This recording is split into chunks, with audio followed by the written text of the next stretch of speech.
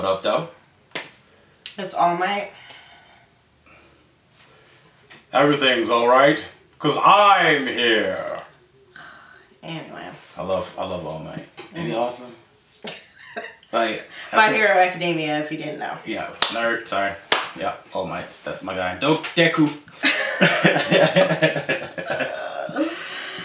Yeah, so Nightshade and Lilac. Right. Kind of giving you 1970s Diana Ross, Cher, Tina Turner. What was the other? Love to love you, baby. Giving you that. That's what we're giving you today. Yeah, with the hair. She's feeling herself. Even right though now. it's super frizzy. She's feeling herself right now. She's straightened her hair. She's feeling herself. Donna Summer. Yeah, she's feeling it. She definitely is. And as you can see, doing Not going to be buck dreads. Yeah. No. No. Why would you say that? We're ducking and ready to fight. No, Fuji's. Okay. Fuji's. If you say so. There we go, Fuji's. Alright. As she said before, she's Lilac and I'm Nightshade. What up, though? And we're back. So, we've been away for a while. And that's because we've been working on other projects. We just finished shooting our short film 630, where the lovely Lilac made her directorial debut. Right? Yeah. It was co-written by the both of us. Show. Yep. And so we're really excited about it. We've got some things that we're going to show you as like behind the scenes and kind of previews of what it's going to be. Right. And it's, we'll talk more about it at the end of the show. For sure. Don't forget, though, to see all the behind-the-scenes stuff and see our show and see everything else that we're doing. Please, please, please follow us on Facebook, Instagram, Twitter. You might catch us tweeting the current president. Twitter. And, subscribe to our YouTube page. Please. Comment, share it with a friend, share it with 2 friends, share it with 3 friends. Like they in 5th grade? So they'll remember. You're so funny. Share it with the world. Yes. Please, guys, we do need you guys to definitely follow us on our social media platforms as well as subscribe to our YouTube channel. Just know, with 630, right, we're going to upload that to our YouTube channel. So that should be another reason for you to subscribe. Bang, bang. It's going to be fun. It's going to be awesome. We're really excited about this film because we put a lot of work into it. And I'm extremely proud of Miss Lilac here because she did a phenomenal job as director. It's awesome. We'll find out. Alright. So, to the task at hand. Yeah. So this time, I think the last show we didn't do all of the other things we normally do. We did a black spotlight. Right. If you remember, it was our mothers. But this time we're not doing a black spotlight. Not because we don't love our folks and that we don't want to spotlight them. It's because this is kind of a... No, it is. It's a pre-election show. This is and so since this election is super important and also probably one of the most controversial elections we've had, I know, since I've been alive. To comprehend anything. Yeah. To understand, we just thought that we'd take some time and kind of discuss the main candidates. And we know there's some other candidates, Kanye. But let's be sensible and not throw away our vote. Okay? I mean, why would you vote for someone who can't even run their household? I digress. Why do you even mention Kanye? Why? He's not even a part of this. He's not, look, no Kanye talk today, people. Because Kanye is not even a part of this. I was just putting that out there for the people who were thinking about doing it. Just please reconsider. Please. Okay, anyway. Gosh. Yeah, you're right. There are people out there that actually will vote for Kanye. Those votes need to go where it matters. Just so you guys know. Alright, so our pre-election show, as Lilac was saying, we're going to kind of break down a few things to talk about a few topics. Some of the things you've already heard, but it's going to be from our perspective. Some things you probably haven't heard. We're going to be talking about the 2 teams, the Republican candidates as well as the Democratic candidates. President Donald J. Trump as well as Vice President Mike Pence. We're going to talk about their plan, their objective going into their potential second term. And we're going to talk about former Vice President Joe Biden and Senator Kamala Harris and their objective is if they win this election. So we're going to break all that down. We're going to try to create a fair dialogue. We're going to try to be as unbiased, right, as we can, regardless of where we stand.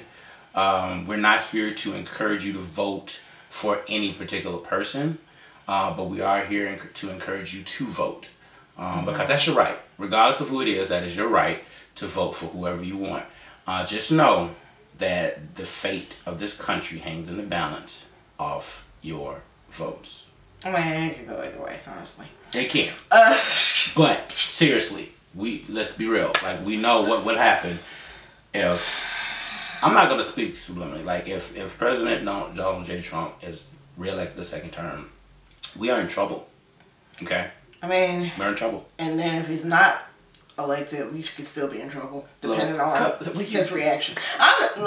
You're not being slow. I'm not being slow either. Okay, let's be real about it. The man did say if he loses, he's not leaving. So let's just keep that in mind. Well, he said it. Well, that's what he thinks. Now, I mean, the Secret Service have already said we're going to escort him out if. and you know, okay, so again, these are things that he said. So I'm not paraphrasing. I'm not saying. I'm not making up things. These are things that everybody can verify that he said himself. He also told the Proud Boys group, and if you don't know anything about them, Google them and then, you know, scrub your brain after you're done. But he told them to stand back and stand by, and some of them have already been standing back and standing by and showing up to the polls with guns and whatnot, and plotting to kill the president, the former vice president, and plotting to kidnap the governor of Michigan. Yeah, it's a lot of crazy stuff going on. Mayor in Virginia. So, again, like, if he wins, might be bad. If he loses, still might be bad. So but anyway, that's the craziness that's surrounding all of this. What we really want to do is get to the issues, because that's what's important. And also, just to say this, in regards to the threats that, or whatever they're saying, people, arm yourselves, protect yourselves. It's your responsibility to do that. Well, it's your right to do that. I mean, I can understand not being comfortable with it. I don't carry. I don't own. And my family has never been really comfortable with that. But times are changing. So, like I said, it's just as she said, it is your right, but it's definitely your responsibility to keep yourself alive and your family alive. So, by all means, you do what you need to do to protect yourself and your family if folks come and knocking acting crazy. Okay? All right, so moving forward, so we have, just as a disclaimer, all of the information that we will be presenting to you today, it's not something that we are making up. It's not something that we are just trying to create some type of propaganda platform for who to vote for, who not to vote for. This is stuff from their websites, their official election websites. Their campaign websites. You can, if you want to verify it, you can go to donaldjtrump.com. And he has his platform. I googled Donald J. Trump election platform, and all of that information came up. You can go to joebiden.com. All the information, everything that we're talking about today will be there. So again, it's not fake news. We pulled it straight from the source. The horse's mouth. All with the hay and all. Okay, so the first thing on the docket would be the pandemic, because it is the biggest thing that we're dealing with right now. You know, currently we've been dealing with this since mid-March. It is now October. And over 200,000 people have died. Correct. And more than how many million? It's like last time I checked, and that was earlier this week, that was 8.3 million cases. Have contracted the virus. 8.3 million cases. So it's a big deal. Yeah.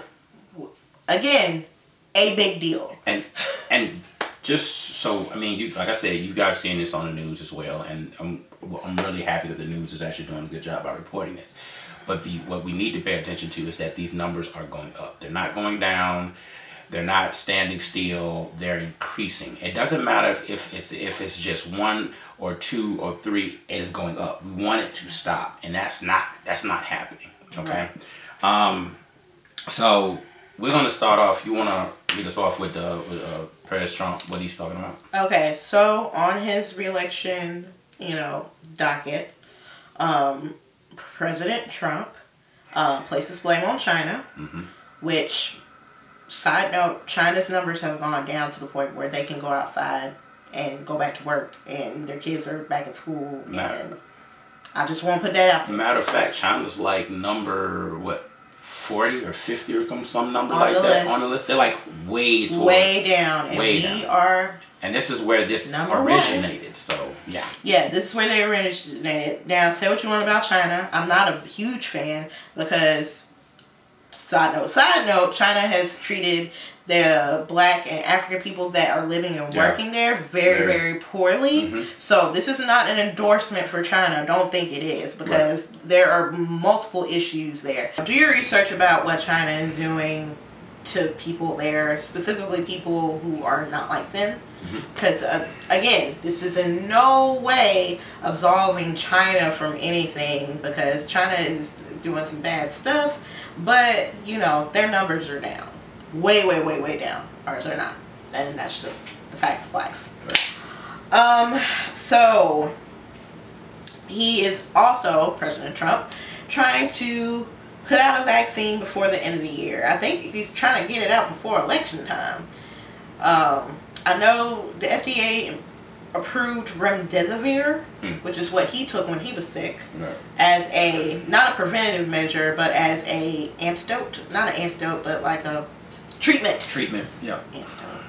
Okay. Well, you might. It's a virus. This is not. It's a virus. This is not Resident Evil. Right. But anyway, you have to inject the antidote before they tie into the things. Yeah. Anyways, I'm not real keen on taking a vaccine that they're gonna put out by the end of the year. Speaking of zombies and monsters and stuff, did you see Mitch McConnell's hand? Girl, let's not talk about that. I'm scared. I'm a man. I'm a boy. I'm a boy, damn. Anyway, moving on. I don't want to talk about that because that scares me. And also, we don't know if that was like photoshopped or, filtered. I hope not. Anyway. Hey, I hope it was actually. I hope it's not true. It's perfectly because fine. That was scary. I was scared. I'm paying attention and I'm watching whether. And maybe it's not even. And maybe it's not even COVID. He could have like melanoma or something. It could be turning into a zombie. Moving on. But yeah, y'all can take that vaccine if you want to. I'm not gonna take it. As for me and my house.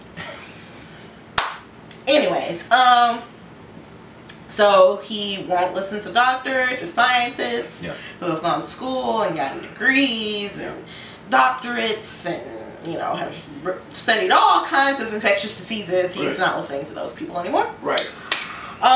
Including his former advisor, Dr. Fauci. Right. What do you got? I don't have anything. Here's the thing. He has been completely irresponsible with this whole ordeal. I mean, when he contracted COVID, he calls himself, instead of ripping off his shirt, he's ripped off his mask and was like, I am blah blah blah, or whatever. And it's I get what they were trying to do, but it's a false sense of security. I mean, he was jacked up. All for one. It's kind of awful. Honestly, I think because he was on those steroids, probably why he felt like he was invincible. But reality check, this stuff is killing people. The numbers are stating that the numbers are going up, as we said before, and it's something and that should be not taken. Just people with pre-existing conditions, like healthy people have died from this. Young, healthy, 19-year-old kid playing a sport, athlete, whatever. He recently died, just died, up and died. Google it; it's verifiable. Yeah, gentleman that was a musical theater artist. His wife recently went on Chris Cuomo's, am I saying Cuomo's show, and was on primetime talking about how, you know, her experience with losing, because he passed, he died, and he was an extremely healthy man. And most theater actors, especially musical theater actors, they have to be in shape because they're doing the dancing and singing on stage. And this man was healthy, was 100% healthy, and he contracted COVID and it killed him. Yeah. And, you know, it was really hard to watch this, but, you know, his wife was basically saying, I don't understand how he's able to get in front of everybody and say the things that he's saying, knowing that this is killing people, you know, that it's taking people's lives. It's over 200,000 deaths. And increasing. And increasing. 8.3 million cases. Yeah. We're #1 in the world. Like, we're supposed to be #1 in everything, but not this.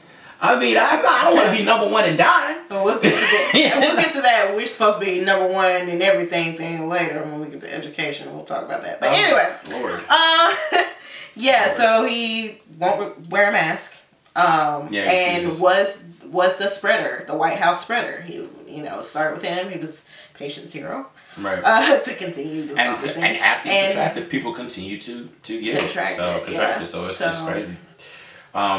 Moving on, getting off the Trump train, let's jump on the Biden train. And so what former Vice President Biden wants to do, he wants to, his plan is to ensure free and accessible testing, to fix issues with PPE. As you know about the PPE situation, there was a bidding war between states to see who could get the PPE. That was all created by you-know-who. And unfortunately, he did the things that he did because he felt some type of way, because not every governor supported him. And here's the thing. He pretty much was like, oh, you're mean to me, I'm going to take my ball and go home. Right. I mean, what was this, kindergarten, but this is running the country, running the states and things like that. And it's like, yeah, it should be okay to have differences, but at the end of the day, we should be working together. You guys should be working together. You're the leaders of this country. Unity. But, I mean, there's a lot of back and forth between them and the governors, which I mean, legit. It was legit concerns. I mean, you had supporters of Trump that were like, "Hey, what are you doing?"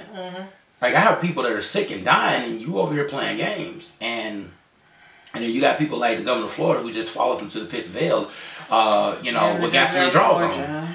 Yeah, well, yeah. I mean, it's silly, but you know what? Loyalty lies where loyalty lies. Moving on, he also wants to give fact-based guidance for how schools, businesses, and families should navigate the pandemic. He wants to make sure vaccines and treatments are safe and available for all. He wants to provide special protections for the elderly and other at-risk communities against COVID-19. And he wants to reestablish the pandemic reaction team and implement nationwide mask mandates. Okay, so again, as a disclaimer, if it sounds like there's more to Biden's section than there is to Trump's, you can go on their websites again and verify this, but Trump's plan was basically like bullet points of things with no explanation as to how they were going to get done. Right. And then on the other end of the spectrum, Joe Biden's was like, here's everything that's wrong and here's how we're going to fix it. And it was very expository, a whole lot of explanations. Like, it's educational if you don't already know about some of these issues in depth. Right. But like, if you already know these issues, and like my eyes started to cross because I know a lot about all these issues, and it's a lot of information, and I'm just trying to pick the stuff, the like main things. But it's also comforting to know that they have a well thought out plan, especially what we've been through these last 4 years. Because a lot of this stuff, it seems like it's been shot from the hip. Yeah, but you know, all I'm worried about is the follow through. Because, you know, it sounds nice, it sounds pretty and everything, but are you gonna follow through? Right. And are you gonna do what you say you're gonna do? Right. Or are you just telling us all this and giving us all these pretty words and then you're not gonna do nothing about it? Exactly. So I think, again. Yeah, that's like a concern with every president. Like, whoever is voted in, we're worried about, okay, you're making all these promises, but are you going to? And realistically, everything he's doing, you know, probably won't be fulfilled. But the way things going, I wouldn't be surprised if a big majority of it is fulfilled, because the country is in a different place right now. Obviously, we're divided. We're extremely divided, but at the same time, we have people that are extremely motivated for change on one side of the spectrum, and those individuals are being active and being proactive in regards to what needs to be done and how it needs to be done. Well, we'll see. So, moving on to the next topic, social injustice and the justice system. So I'm wearing my Just Mercy shirt. It's a great film with Michael B. Jordan and Jamie Foxx. Mm-hmm. It's about the story of Brian Stevenson and how he helps this prisoner get out of jail. If you haven't seen it yet, go see it. It's a really great movie. And Brian Stevenson also has a book about the issue, and he has several books. He's really like, if you want to know anything about the social justice, the justice system, he's a good resource. So, and he's from Alabama, so you know, check him out. You want to talk about your shirt real quick before we move on? Oh yeah, real quick. Game Changers. I got this from L&O Greek Embroidery and Specialty out there off Parkway East. Is black owned, and he's actually a member of my grandfather's church. But yeah, so this is basically all of the greats playing pool. I mean, it has Dr. King, Malcolm X, Frederick Douglass, former President Obama, Muhammad Ali, all these great individuals on there, and they are game changers in their respective right. And I love this shirt because that's what we need right now. We need game changers, not just in office, but people out there grinding in the streets like Rob Starr. Big shout out to you, ma'am, for doing things that need to be done. Star Rob, I apologize, ma'am. But yeah, doing big things out there and grinding for the community. Trump, as far as social justice, the First Step Act, which has already passed. A Republican championed this law. Jared Kushner, along with some black ministers, including my minister, Bishop Ann Moody, championed it. They got a lot of flack for it. I mean, I felt some type of way about him going because it felt like, you know, they were doing it to, not because they genuinely wanted to help people, but because it was like a notch in their belt to say, oh, look, this is what we did, so vote for me. Because then, like, the people he released from jail under this act, he's trotted out during the election year at different campaign events. So it doesn't feel like a genuine thing that he's doing. It just feels like this is something he's doing so that people will elect him. A lot of the things that he's doing, it seems that way, and it's really hard to take him serious because of everything he says contradicts a lot of the actions that he's trying to take, like the First Step Act and the Second Step Act, which is supposed to help formerly incarcerated people get jobs and housing and all that. And all that's great, but it's like a band-aid on the gaping wound that is the justice system. Because it's like fixing the problem after the fact when there's a lot of things on the front end that need to be done. Yeah, a lot. Because there shouldn't be like long sentences that shouldn't be there in the first place. Long sentences for non-violent offenders. So I don't know. I mean, I guess I will say this: there's a lot of talk on reform, and honestly, reform doesn't get much done. We're at a point now, and we're at a point now where we just need to just tear everything down and rebuild it from the ground up. That's just my personal opinion. I think we've discussed this kind of on one accord in regards to that, because there's so many things that just shows that reform does not work, and it's been countless chances that this government has had on both sides, because it's not just the Republican side of things. The Democratic side of things has done irreparable damage as far as the justice system. especially to communities of color. I would say the Black community the most, right. Followed by the Hispanic and Latinx communities and the indigenous people communities. Right. So, oh, and also no, in regards to the first step back, the second step back, we're going to have links that we're going to either put on the front end of this or on the back end, so you guys could just look through this information yourselves. We encourage you to read. We encourage you to educate yourselves on this, because this is stuff that's happening, is trying to happen, and it's going under the radar because we're not paying attention, and we have to pay attention. And this has nothing to do with race right now. This has to do with everything with people paying attention to what the agendas of these politicians are trying to influence and actually implement. It's our job to vote against this stuff and to protest against it. I'm not just talking about being in the street. You vote. No.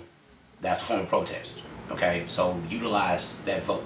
Utilize your right to vote. Please do not just think that voting for president is going to solve all your problems, because it doesn't. Because there have been people in Congress, in the House, in the Senate, who have been there for at least as long as I've been alive. Right. And I am 30-something years old. Right. So she doing all that. Anyway. Yeah. So vote in local elections. Vote for your state leaders, because that is important. City and state. More important, because those are the people who are actually making the decisions. Right. The president is Go to your town hall meetings.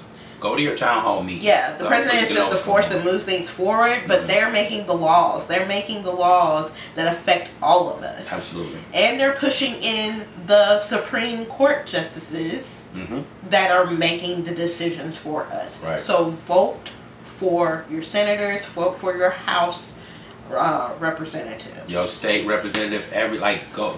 Make sure you get involved and educate yourself on what's going on from the lowest to the highest.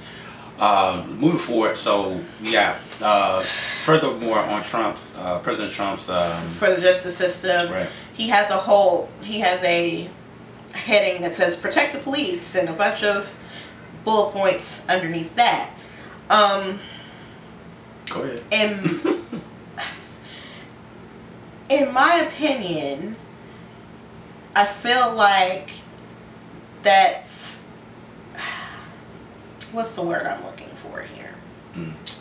I might have to, if I said, I might have to bleep it out. No. No? I feel like that's like going against what he's promised other people that he was going to do. Because there is he has a platinum plan for the Black community specifically. Okay, so a quick digression. On his page, there's also a link that says coalitions, and there are coalitions for just about like a million coalitions. Everything you could imagine. There's Black Coalition, the Women's Coalition, the Moms Coalition, the Cops Coalition, workers, farmers, Italian Americans, Italians, the Jewish, Jewish, Sikhs, Muslims.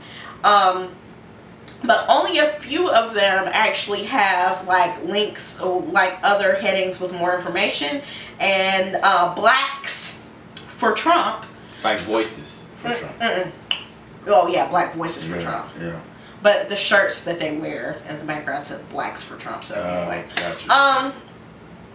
Has the Platinum Plan, and so we've read the Platinum Plan, and we encourage you to read it as well.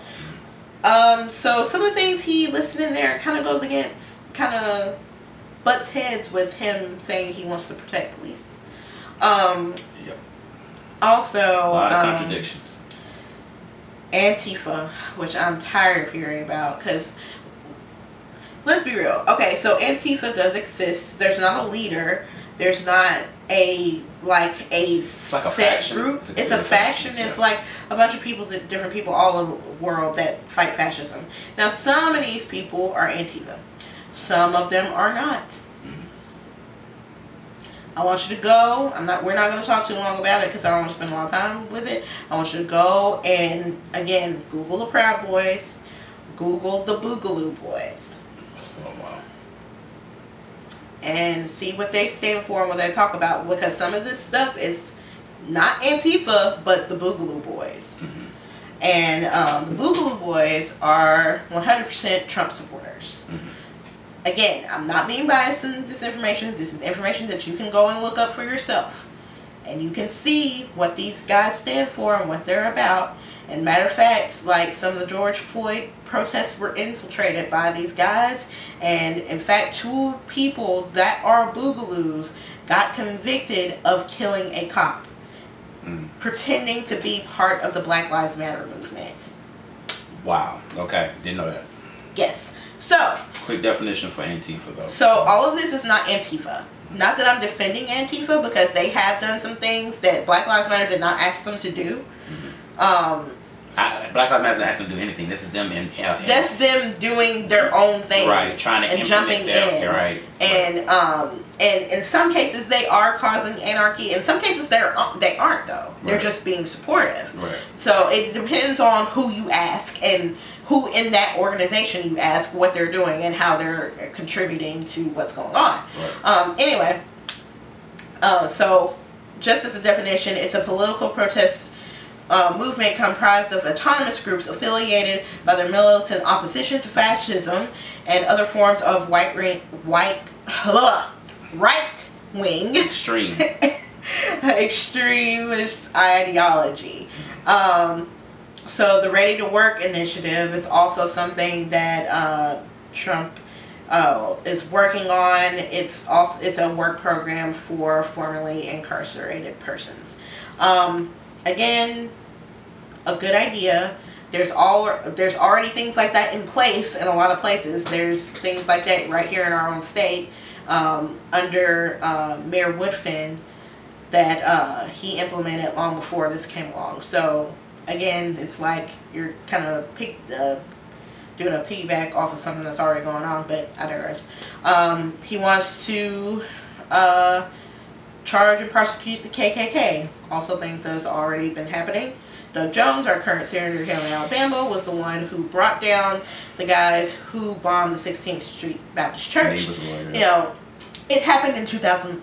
He did it in 2004, which I feel like is way too late. But at least he was the one who got the guys, brought them to justice, and made sure they went to jail before they died. Anyway, kudos to him. Again, we've already discussed the Platinum Plan. We didn't list all of it out because, you know, we're talking about, you know, the issues that affect all of us, not just some of us. But it's out there for you to read. You can read it.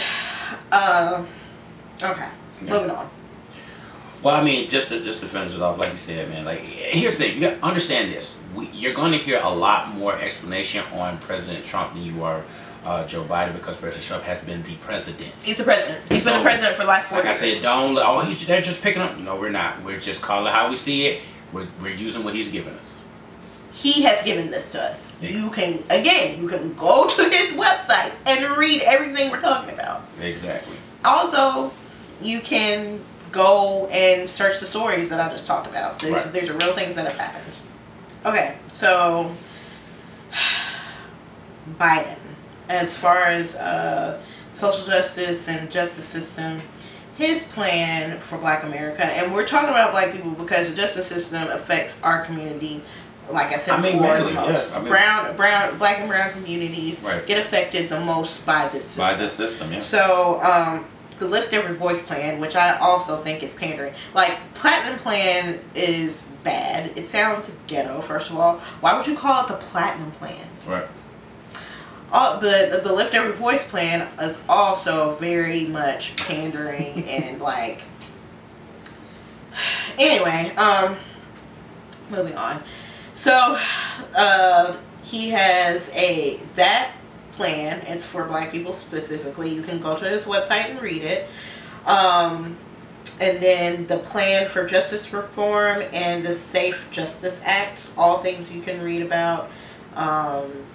So it's basically talking a lot about reformation of the justice system, and reformation of the police department, training and things of that nature.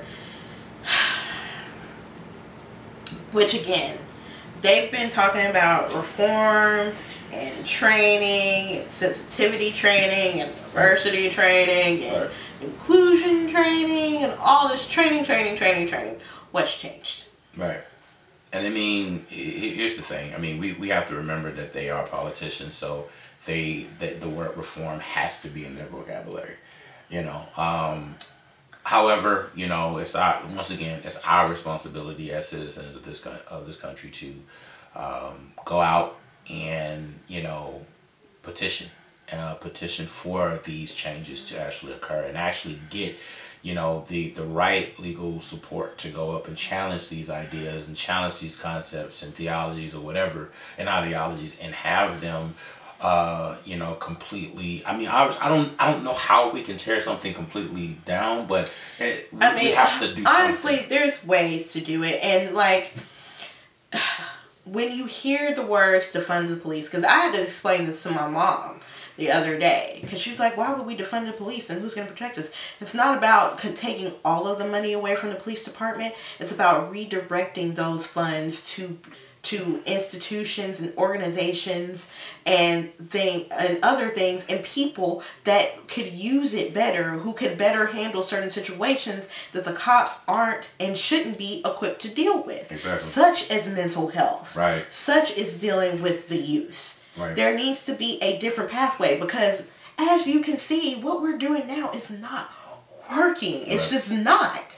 And no amount of reform or retraining, it's not going to change it. And when it comes down to it, like, honestly, with the police department, that needs to be the hiring process needs to be shifted and reconstructed altogether.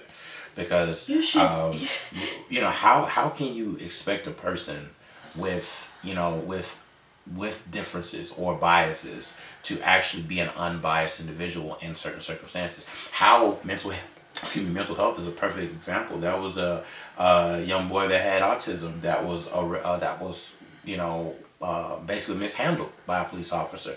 And if any one of you that have a family member that has autism, my nephew, he has autism, and when I saw that, I was immediately enraged, because I'm like, what if that happened to him when he gets of age? He's a little boy right now, but he's going to get old. He's going to become a man. And, you know, autism is something that is one of those misunderstood things, one of those misunderstood mental disabilities. And I hate the fact that police officers feel that because someone is not necessarily compliant, because a kid with autism, they're not going to comply. If they don't want to do something, they're not going to do it. You know what I'm saying? They're going to react, and they're going to move on their time, and that has to be respected, because that means that every kid, every man, or every woman that has autism that doesn't want to comply, you're going to attack, you're going to manhandle, you're going to abuse, you're going to beat them up. Like, that's crazy. I mean, a lot of you already know about Elijah McClain. And that little boy, that young man, I'm sorry. He's just... And what happened to him, I don't want to go too deep into it because it makes me emotional every time I talk about it. There's also a young man named Matthew Rushton. If you haven't heard his story, please go look it up. He did not die, but he is incarcerated right now under very, very weird circumstances. Right. He is also autistic, and his mother is basically like fighting for his life. So please go look up the Matthew Rushton story and sign a petition, telling the leaders there where he is to, you know, make moves to have him released, because he doesn't belong in prison. No, he doesn't. Not, you know, no autistic or anybody with mental disabilities belongs in incarcerated prison, in a state prison or anything. They need to be in a special facility, if any, that can give them the treatment that they need, that with mental health professionals that can accommodate them the way that they need to be accommodated. And this is one of the things that you know, former Vice President Joe Biden has been talking about. We'll go down the line with some of the things, but he also has in his plan things that to combat the misunderstood thing known as mental health. There are a lot of men and women out there that are mentally ill. Truly mentally have mental health issues. Right, and it needs to be addressed, especially within the Black community. Like, that is one of the most overlooked things within the Black community, because to feel a certain way or to have questions about certain things a sign of weakness, or what is it? Just you got to deal with it. You gotta be or tough. you gotta pray it away. Or pray it away, right? So that's a whole another issue. Right. We might do a whole show on that maybe sometime at the top of the year. Right. But it's comforting that we have people in leadership that's attempting to address that. You know? I mean, it needs to be addressed, and like being perfectly honest, I'm not real happy with either one of their plans for social justice, because I feel like it doesn't fix anything. It's just continuing to put Band-Aids on a gaping wound that's been around since the end post-Civil War era. Right. And then got pushed to all the way over the edge during the 90s with the crime bill. And that's another thing that Vice President Joe Biden admitted that he made a mistake. Now, whether he is genuinely saying that he made a mistake because he felt it as a mistake, or he's seeing it because his behind been put to the fire, we don't know. But the things that he have said that he based off of his reason said it's a mistake. It's comforting to hear, even if it is him being a politic. He has said about the drug charges, about people being prosecuted. He said that no one that has drug problems should be incarcerated or prosecuted. They should be going to rehab because that's the truth. It's a illness. It's a problem. And I mean, I understand that like during that time period, drugs were running rampant, and cocaine and heroin and crack was like a big thing. But do your research on the war on drugs versus what's happening now with the opioid crisis. You see how it even sounds different? War on drugs, opioid crisis. Not very different, but treated differently. Okay, and that's all I have to say. We can do a whole show on social justice and probably will, and police reform and police defundment and all of that, and the correlations and causations and everything. But we're trying to get through. We're trying to get through all the presidential race. So we can't go too so we can't go too far. Right. Okay, so the economy. We're going to jump on that. And so President Trump, his plans, some of the plans that he has in place for the economy with his potentially win this election is to discuss the Platinum Plan. We talked about that. So he wants to put $500 billion into the black community. Not really specific about how he's going to do that. How he's going to do it and how he's going to implement it. Right. And wants to start to have like a kickstart 1 million, I think, black owned businesses. Yeah. Again, not real sure what he means by that. I don't know. Well, it wasn't just black owned business. It was 1 million small businesses. Small businesses. But in the Platinum Plan, it specifically says black owned. Okay. I just want to point that out. Well, it's interesting you said that. So that's a double. That's a double there. So I guess double answer that he's giving. So basically, like he's saying, he would put. In the in the Platinum Plan, he puts black in front of everything that he was already going to do for everybody else anyway. Anyway, moving on. Yeah. He wants to create 10 million jobs in 10 months. Again, no plan on how he's going to do that, but he says that's what he wants to do. I mean, which is commendable, but what's your plan? Right. He wants to cut taxes to boost take-home pay and keep jobs in America. I don't know what that means. If y'all know what it means, comment, please, and explain it to me, because I don't know what it means. We were writing this up, and that's basically what she said. Like, what is it? I was like, I don't know. I scoured his website trying to find an explanation. Couldn't find it. It's just what we're gonna do. Yeah. You can go to the website and see that for yourself, but there was not an explanation at all. And that's the crazy thing about it. So, yeah. Okay, so former Vice President Biden has a plan. Again, it's going to sound very comprehensive because I'm excited. It is. I'm excited about this one thing. I'm sorry. I'm really excited about this because one of the biggest things that I talk about in regards to the economy is that this needs to happen. And it seems like the Democrats are the only ones, well, maybe a few Republicans here and there, are the only ones that really truly understand this in regards to building the economy. We have to rebuild the middle class. It's imperative. It's imperative that the middle class is strong. I think Republicans and Democrats have different ideas about how to rebuild that, right? But I think they both want some on both ends, because there's a few Democrats too. Right. But yeah, rebuilding the middle class. So again, this is going to sound really comprehensive because there was a lot of information, and we tried to pick out the most important things. So rebuilding the middle class was one. Raising the minimum wage to at least $15 an hour. Now, and this was stated during the debate as well. I was just about to bring it up. This was stated during the debate as well. That was a big thing about minimum wage. I have what I want to say, but I know Lilac has a part that she wants to mention that she's kind of been foaming at the mouth about. I'm not foaming at the mouth. Come on, I'm not like a rabid dog. I'm not foaming at the mouth, but I do think it's very interesting that during the last debate, and again, it's on tape. There's good audio, so there's no misconstruing what was said. The current president doesn't think that minimum wage needs to be raised because it would be unfair to the companies that employ the people. And here's the thing. A lot of people, surprisingly, there's quite a few people that feel that way, especially small businesses.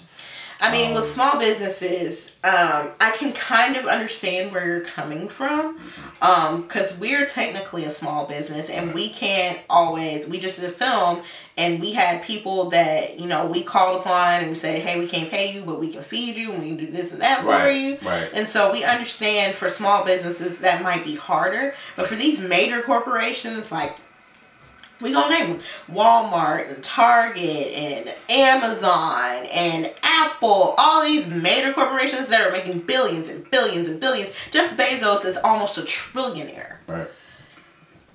He can pay his people more. Right. He can. He has the ability to do it. There's no reason why he can't. Yeah. There's no reason why he shouldn't. Right. And honestly, like, anything below 15 is forcing people to live below the poverty line. Like, honestly, it should be more than 15. I mean, because we did the math. It takes dang near $20 an hour to just at least live comfortably.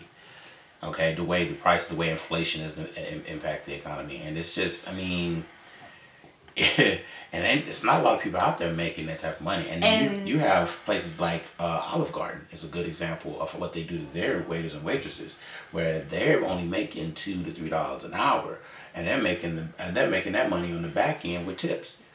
And I've been a server before, and on a good night you could walk away with maybe $500 that night if it's busy, and if the service is good, and people are being generous that night. But on the same token, on that same night, somebody could walk away with nothing, even with giving good service and no mistakes and everything, could still maybe just walk away with $20. Exactly. So that's a hard way to live, because you're literally, as a waiter and waitress, this is for all my food service people, because we are former food service people as well. Depending on the kindness of strangers. Right. And really, you're at the mercy of someone's kindness. You really are. So people, if you can, and not everybody can. So this is no shot at anybody, is it? But if you can, tip your doggone waitresses and waiters, man, because sometimes that's really all they have. And then on the flip side of things, there are certain companies that, if you're entry level and you have a degree, and sometimes even if you have an advanced degree, that's what you start at. It's 15. Yeah. They want you to do all of these things. I know, because I have applied to all of these jobs. And, they want you to be able to do this, and have all of this experience, but they only want to pay you $15 an hour. Yeah, and when you're worth a lot more, that's crazy. It's I digress. Look, I'm not. Yeah. I have that's probably a whole another show too. That I have a lot of feelings about how this employment. Anyway, so furthermore, Joe Biden, he also says he wants to mobilize American manufacturing and innovation to ensure that the future is made in America, and what is that? Oh, in America and in all of America. Okay. He also wants to mobilize American ingenuity to build a modern infrastructure and an equitable, clean energy future. That's another thing that he wants to do in regards to clean energy. That's another thing that they're really pressing on, and that's something we're going to talk about down the line in regards to the environment and things like that. I mean,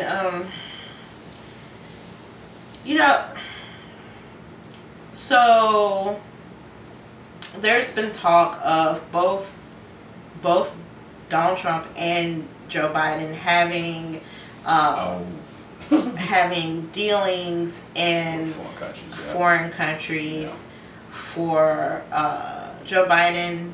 Son, isn't it? Son, Hunter, and none of this has been confirmed. Right. And you can go to all the sites that say that none of this has been confirmed. And PR is a good source. Yeah, they're really good. That's one of the people I go to, and they give really good, accurate information. So both of them have been accused of having dealings in Russia and China.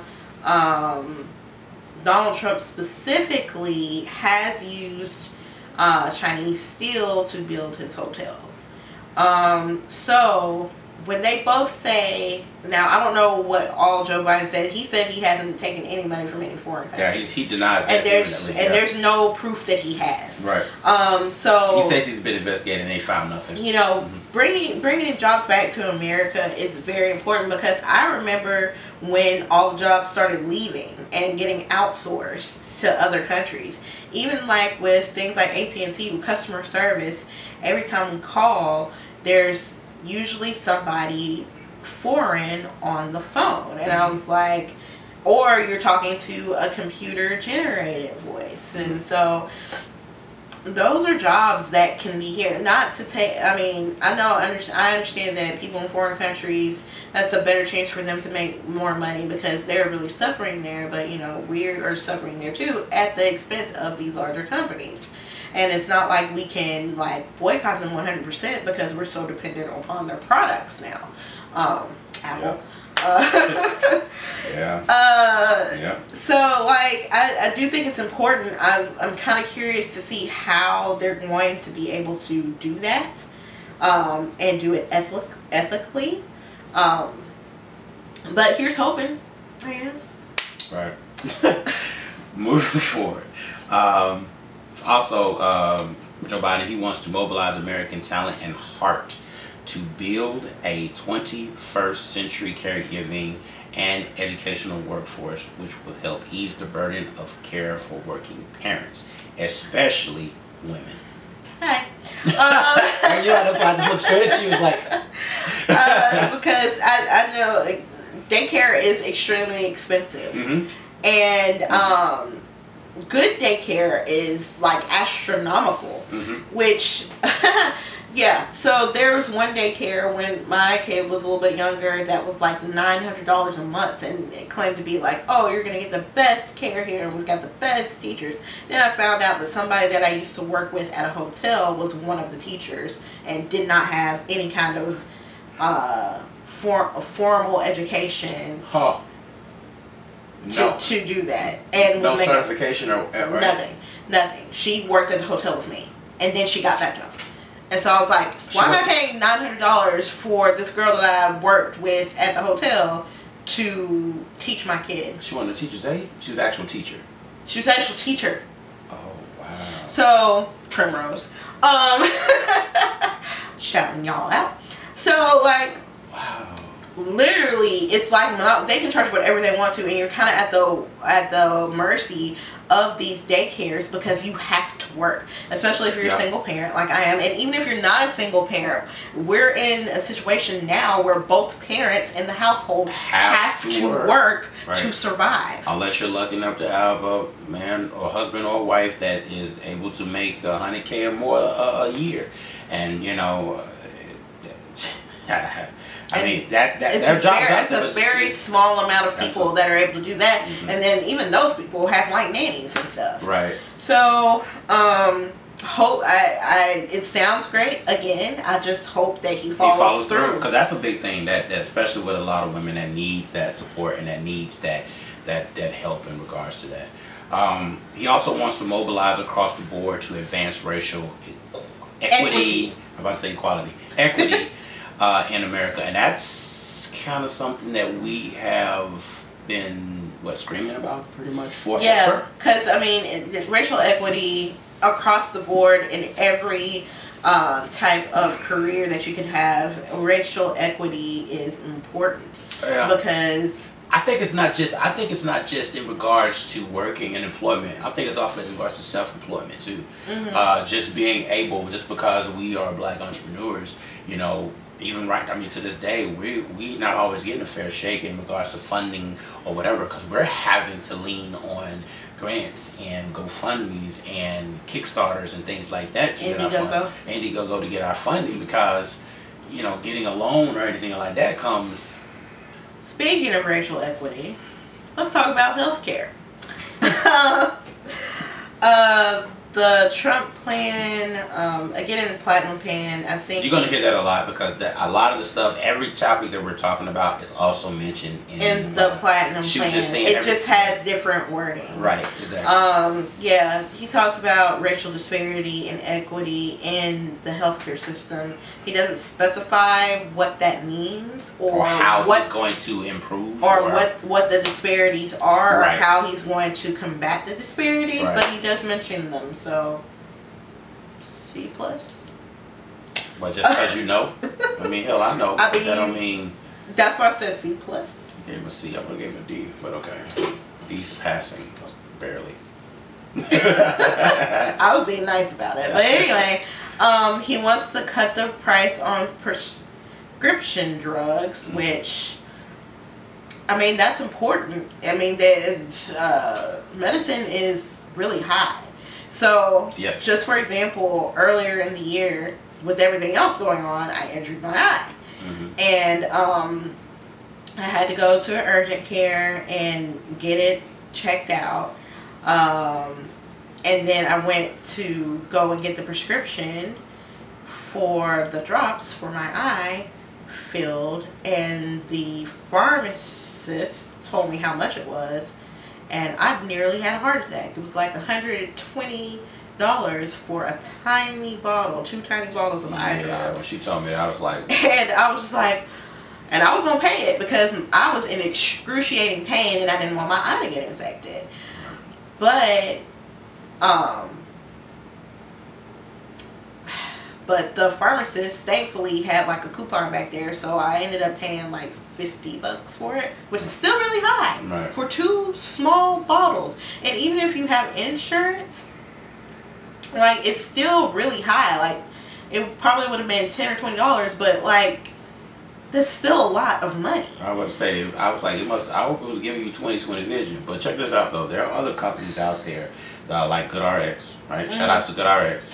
If you don't have that, get it, because when I hurt my back and when I hurt my knee, I had to get medication, and you know, it was in the $100 range. I used GoodRx, and it took like 80% had like an 80% discount on some of that stuff. So you have means and methods to. Okay, you just have to find them. You just have to know what. Yeah, and see, we shouldn't be doing that. So I mean, exactly, he's saying cut the prices, but like, what steps are you gonna take? Are you gonna write a law to say that, you know, the pharmacy, the drug companies can't charge over this amount of money for certain medicines that people need on a regular basis? Right. And then for specialty medicines, are you going to like give some kind of discount or something for someone who can't necessarily pay like $200, $300, $400 for medicine that they may need? Right.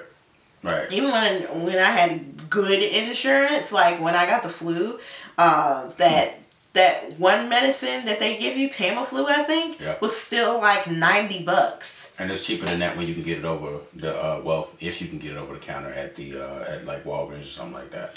And I don't think you can even get that one not over the counter, but like a Theraflu or something. Like a Theraflu, like which is not as effective as Tamiflu, right? Right. Exactly. So I don't know. He doesn't. He says he wants to do this, but again, there's not a plan. And he says he wants to put patients and doctors back in charge of the healthcare system. I was confused by that. What does that mean? Yeah, because I was like, would you like? How are you going to do that? Yeah, And doctors and patients, when were they not in charge of... Explain! And again, I scoured the website trying to find some kind of explanation, some definitions, a paragraph. Mm-hmm. But it was just that sentence. Yeah.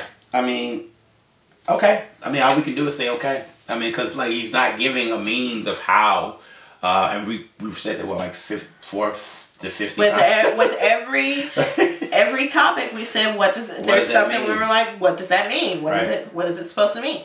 He wants to lower healthcare insurance premiums. A word about the insurance companies. Let me talk to y'all real quick. Oh man, here we go. When Obamacare came into play, what did y'all do? Did you raise premiums? I think you did. You did. Because they were lower before Obamacare, and then when Obamacare got enacted, you raised premiums, which means you could raise and lower the price whenever you get ready. Yeah, you could. You always could. But see, that's the problem that we have, is for some odd reason, these pharmaceutical corporations. Not the pharmaceutical, the insurance companies. No, I mean them. I'm talking about them. Yeah. They're both in the same bracket because they're in cahoots. Yeah. The pharmaceutical companies and these insurance companies are able to do whatever they want in regards to price, and have not been condemned or even like held accountable in regards to what they're. We know what's going on. Some of us, if you're paying attention to detail, we know what's going on. But why are they not held accountable or why they're not held to a certain limit in regards to what they can adjust the prices to? Obamacare, don't get me wrong, Obamacare was not perfect. Mm-hmm. There was things that could be changed, but a lot of people were able to get good health care under that plan, and it saved a lot of people's lives across the board in every race. And understand, Obamacare was not meant to be like this top tier medical insurance plan or medical plan. That's not what it is. It is just to provide the basic care that you might need. You know what I mean? Whether it be whatever service. Because some people walk around here without none. Without anything. And a lot, paying out of pocket, I'm sorry, you have to. It's rough. Yeah. I mean, you go to a clinic, you got to pay. Yeah, when I was in between jobs and I couldn't afford Cobra and I had to pay out of pocket, it's no joke. Yeah, it really is. Yeah. Anyway, let's move on to. He claims to cover all pre-existing conditions. Which, my goodness, that should just be a thing. Like, you shouldn't go bankrupt because you're sick. It should. I would say it again. You should not go bankrupt because you get sick. Straight up. Or because you are sick. The movie John Q was a perfect example of how screwed up the healthcare system really is. Like I know it's an older flick, but man, if you really sit down and watch that film and really pay attention to the part of when the son has to get a heart and the insurance plan that he has, or whether it's the HMO or whatever, and it's just like, wow, it's just wording a certain thing or picking the wrong thing, you're completely eliminated from certain services. And I understand. And you're paying into it now. Right. And I understand for smaller businesses it's harder to provide your employees with health care, but there should be stipulations. Like, I think Obamacare should be revised. I don't think it should be repealed. I think it should be revised. Absolutely. So that smaller businesses get tax breaks and whatever kind of grant money they need to be able to provide their employees with health insurance if they need it or want it. Right. Because it just, and then these bigger corporations should just provide health care. Right. And stop cutting people's hours so you don't have to do it. Target. Yeah. Putting people on part-time so you don't have to pay them, so you don't have to provide health insurance for them. It's not okay. And it's sad. Like, you have these people that are working for you, you should at least have pride enough to accommodate them. Anyway, move forward. So it also talking about protecting Social Security and Medicare. Okay, that's cool. But once again, how do you plan on doing that? Yeah, it's a lot of questions. What does protect Social Security mean? Yeah, there's a lot of questions. There are a lot of questions that's been unanswered for the past 4 years. So I mean, like I said, moving on to Joe Biden, but he's not out of the hot seat either. Like I said, you're in the seat, sir, in regards to are you going to follow through. So, and we'll find that out if you win. So, but as far as healthcare, he says that all Americans will have a new, more affordable option. I think he want to call his plan the Biden Care or something like that. Which is basically a revised version of Obamacare. That's all it is. So what you're trying to say? An extension of Obamacare. If he wins, basically what will happen is it'll be Obamacare revised, but just called Biden Care. That's what I think it is. Maybe with a few different, but maybe with one or two different additions or admissions or whatever. He said he wants middle class families will get a premium tax credit to help them pay for coverage. That sounds good. Right? Okay. I mean, I also know how he's going to do this. Right. Because, this sounds great, but like, what does that consist of? And I mean, there's more information about this. Like, again, we said we pulled the most important things out. Summarized version. And it explains it more, but I'll have to go back for myself and just read and to get a good understanding of what he means by that. Right. Because it's more specific, but it's still a little vague. Right. Repealing the outrageous exception, allowing drug corporations to avoid negotiating with Medicare over drug prices. Right. Improving the supply of quality generics, which is good because I never get the name brand when I get medication. Right. I get the generic. I thought that was a pretty neat thing too, because like you said, most people get generic because they can't afford the actual name brand or whatever type medication.